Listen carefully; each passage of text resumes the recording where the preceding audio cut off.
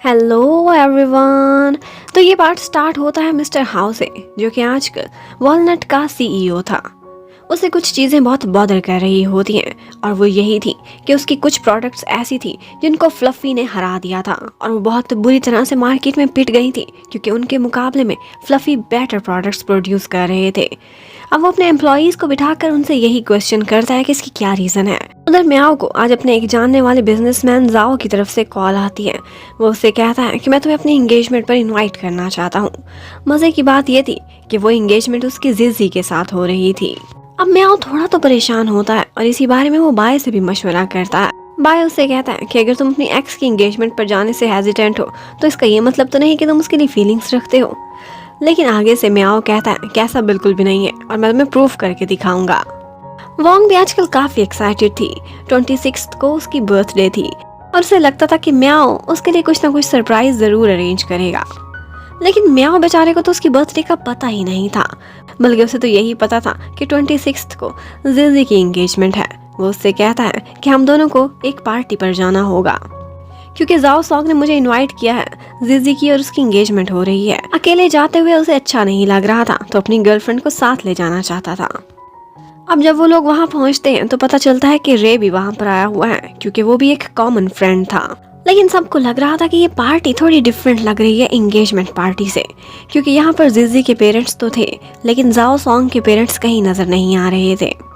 अब इतने में जिजी और जाओ सॉन्ग सामने आ जाते हैं। वो कहता है कि पहले तो मैं इससे शादी करना चाहता था, लेकिन जब मैंने इसकी इन्वेस्टिगेशन कराई है तो मुझे पता चला है कि ये लड़की एक गोल्ड डिगर है और इस पार्टी में 20 ऐसे लड़के हैं जो इसके एक्स बॉयफ्रेंड्स हैं। अब वो सारे के सारे बॉयज जो वहाँ पर बिल्कुल चुप करके खामोश बैठे हुए थे, उन सबको जब ये हकीकत पता चलती है तो वो भी उसका मजाक उड़ाने लगते हैं और उससे पूछते हैं कि हमने तुम्हें इतने महंगे महंगे गिफ्ट्स दिए, तुम हमसे धोखा कर रही थी। ये तो बता दो कि जब मुझसे डेट कर रही थी तो और कितने लड़कों को भी देखती थी। अब हर कोई वहाँ पर उसका मजाक उड़ा रहा था। वो एक हारी हुई लड़की थी। वहाँ से जाने लगती है तो सॉन्ग उसे रोकता है कि इसी बहाने भागते हुए मेरी डायमंड ज्वेलरी ना लेते जाना। जब वो रखती है तो उससे कहता है कि ये ड्रेस भी बहुत एक्सपेंसिव है, ये भी उतार के जाओ। अब म्याओ इससे आगे और कुछ भी बर्दाश्त नहीं कर सकता था। उसे बहुत गुस्सा आता है। वो सबको डांटता है कि एक हारे हुए इंसान को तुम लोग और क्यों ह्यूमिलिएट कर रहे हो।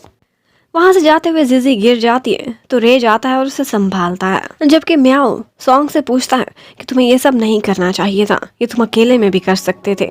लेकिन सॉन्ग का कहना था कि इस लड़की पर मैंने बहुत पैसा खर्च किया है और मुझे लगता था कि मुझे इससे सच्चा प्यार भी हो गया है। इसने मेरी फीलिंग से खिलवाड़ किया, इसकी ये सजा बनती थी। अब यहाँ पर वोंग म्याओ को कहती है कि तुम्हें जिजी के पीछे जाना चाहिए, इतनी इंसल्ट के बाद कहीं वो सुसाइड ही ना कर ले। अब वो उसके पीछे जाता है तो यहाँ पर रे आ जाता है वोंग के पास और उसे हैप्पी बर्थडे बोलता है और उसे अपने साथ डिनर पर भी इनवाइट करता है।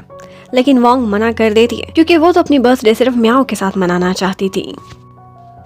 उधर म्याओ जिजी के पास जाता है, लेकिन उसे देखकर नहीं लग रहा था कि वो सुसाइड करने वाली है। वो अभी भी हिम्मत में थी और कहती कि सब कुछ जो मेरे साथ हुआ है मैं डिजर्व करती थी।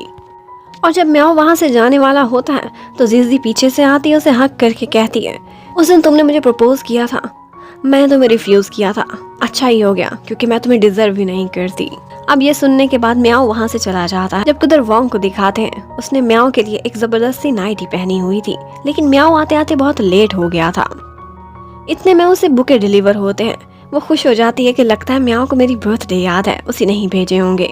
लेकिन जब तक म्याओ वापस आता है वो देखता है कि वोंग सो चुकी है और फिर उसे पता चलता है कि इसे किसी ने बर्थडे विश की है, फूल भेजे हैं।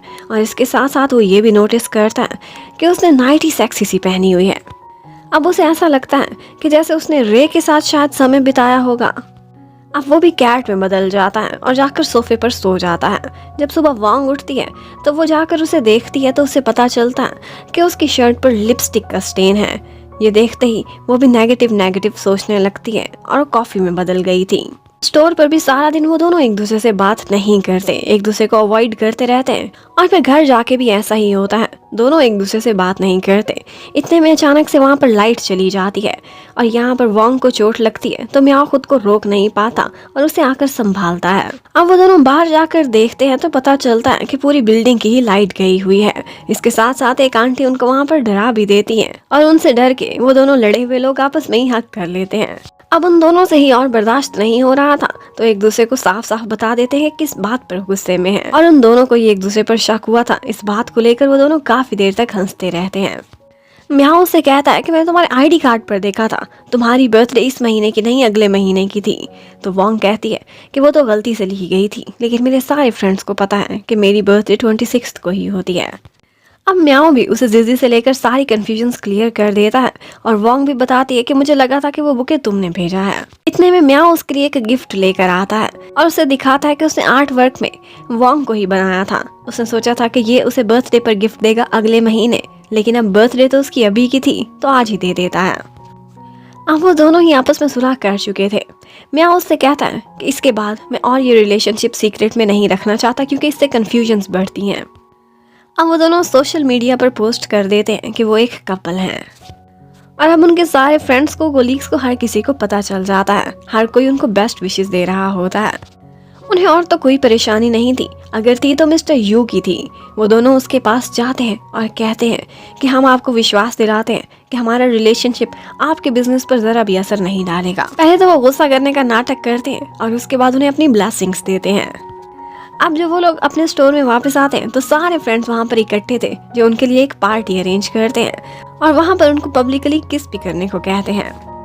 अब आज का दिन काफी टायरिंग था। ये देखकर उन्हें समझ आ जाती है कि सेलिब्रिटीज क्यों नहीं बताती अपने रिलेशनशिप के बारे में। अब उन दोनों की लव लाइफ और वर्क लाइफ दोनों स्मूथली जा रहे होते हैं। यहाँ पर एक दफा म्याओ एक संभाल के रखा हुआ परफ्यूम भी देखता है जो उसके पुराने कबर्ड में पड़ा हुआ था। उसे लगा था कि ये परफ्यूम काफी स्पेशल होगा, तभी तो वोंग ने संभाल के रखा हुआ है। जबकि वोंग को दिखाते हैं उसे मिस्टर हाओ की कॉल आती है जो कि वो म्याओ से चोरी चोरी सुनती है और यहाँ पर हमें पता चलता है कि उन दोनों का कोई पुराना सीक्रेट है और वोंग जाकर चोरी चोरी मिस्टर हाओ से मिलती भी है। वो उससे कहता है कि तुम्हें बुके तो पसंद आया होगा जो मैंने तुम्हें बर्थडे पर भेजा था। मतलब कि वो रे ने नहीं बल्कि मिस्टर हाओ ने भेजा था।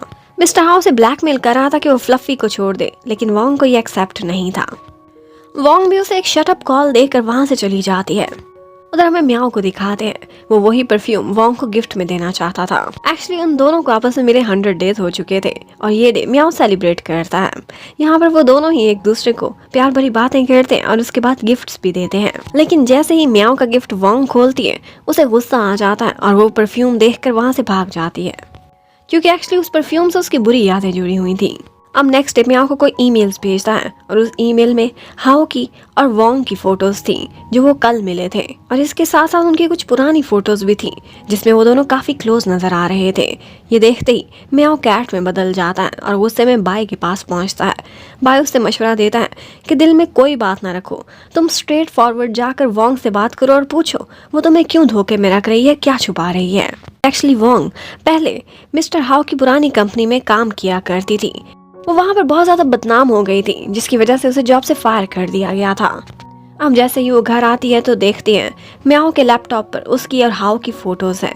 ये देखते ही वो घबरा जाता। म्याओ से कहता है क्या तुम्हारे पास कोई भी जवाब है?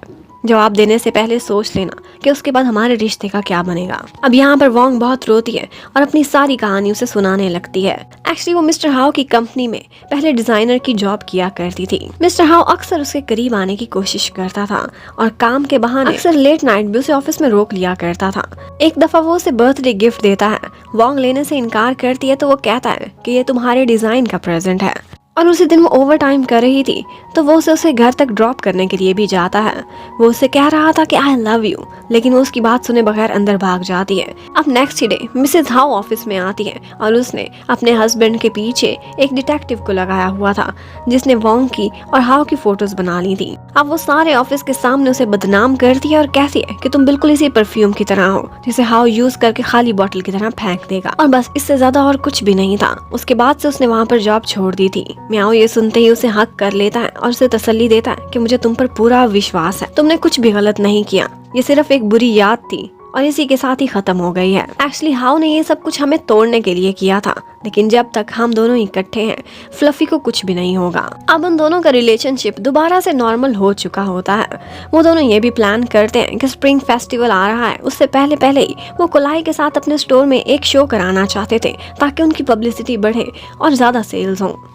उनके बाकी एम्प्लॉयज तो छुट्टी पर जा रहे होते हैं, लेकिन ना तो म्याओ ने अपने होम टाउन छुट्टी पर जाना था और ना ही वोंग ने। उधर म्याओ आज कुलाई से मिलने के लिए जाता है। कुलाई उससे कहती है कि मेरी पूरी टीम छुट्टियों पर गई हुई है, अगर तुम एडिटिंग, मेरे मेकअप और स्टाइलिंग का काम कर सकते हो सारा कुछ, तो फिर ठीक है, मैं तुम्हारे स्टोर में शो कर लूंगी, लेकिन पहले तुम्हें मुझे एक डेमो दिखाना होगा। वो उसे एक टास्क देती है एडिटिंग का कि अगर कल तक तुमने ये ठीक से कर लिया तो मैं जरूर आऊंगी तुम्हारे स्टोर में। अब म्याओ को विश्वास था कि आज पूरी रात जाग के वो जरूर ये काम कर लेगा। पहले वो फ्रेश होने के लिए नहाने के लिए जाता है तो पता चलता है कि शैम्पू खत्म हो गया है। वोंग डाउन स्टेयर्स जाती है उसके लिए शैम्पू लेने के लिए। इतने में बेल होती है। म्याओ को लगता है कीज साथ ले जाना भूल गई थी। जब वो दरवाजा खोलता है तो आगे एक अंकल खड़े होते हैं जो उसे इस तरह से टॉवल में देख लेते हैं। और फिर यहाँ पर हमें पता चलता है कि वो अंकल और कोई नहीं बल्कि वोंग के ही डैड हैं। और ये सुनते ही बेचारे म्याओ को कुछ समझ नहीं आ रही थी और उसकी तो इज्जत का फालूदा भी हो जाता है। और सिर्फ इतना ही नहीं होता, बल्कि जब अंकल अंदर जाते हैं तो फर्श गीला होने की वजह से वो अपनी कमर भी तुड़वा बैठते हैं। अब थोड़ी देर बाद वोंग बेचारी उनको मेडिसिन लगा रही होती है, जबकि म्याओ शर्मिंदा खड़ा होता है। अब डैड म्याओ से बहुत सारी इन्वेस्टिगेशन करते हैं कि ये काम क्या करता है और तुम्हारे घर में क्यों रहता है। उन्हें लग रहा था कि ये ऐसा बॉयफ्रेंड तो नहीं जो मेरी लड़की पर डिपेंडेंट हो। अब जब सोने की बात आती है तो डैड कहते हैं कहाँ सोऊंगा, यहाँ पर तो सिर्फ 2 ही बेड हैं। अब वोंग कहती है आप मेरे बेड पर सो जाएं, हम दोनों इकट्ठे एडजस्ट कर जाएंगे। लेकिन फिर बहुत शर्माती है और कहती है नहीं नहीं, ये सोफे पर सोता है, मैं बेड पर सोऊंगी। अब डैड म्याओ को रिजेक्ट करते हैं या एक्सेप्ट, ये तो हमें आगे जाकर पता चलेगा। Thank you for watching, stay connected, bye bye.